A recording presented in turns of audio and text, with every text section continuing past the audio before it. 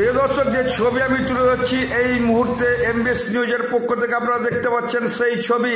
পূর্ব বর্ধমান জেলা মন্তেশ্বর থানা Girinagar bus stoppage এলাকায় বাস দুটো দুর্ঘটনার ঘটনাস্থল থেকে ক্রেনের সাহায্যে উদ্ধার করা হচ্ছে বাসটিকে। আর ঘটনাস্থলে রয়েছেন মন্তেশ্বর থানার পুলিশ। সেই ছবি কিন্তু আমি সরাসরি তুলে ধরলাম এমবিএস নিউজের পক্ষ থেকে। প্রিয় দর্শক, দেখতে থাকুন আপনারা সেই ছবি। ক্রেনের সাহায্যে তোলা হচ্ছে বাসটি।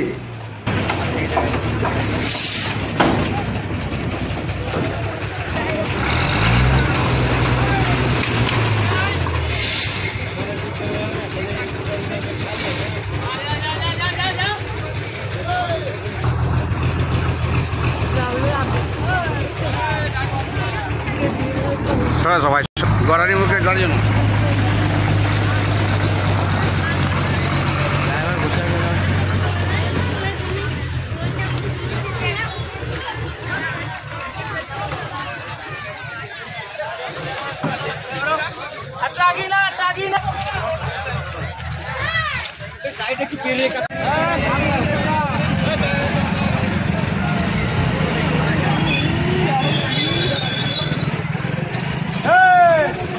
টাকা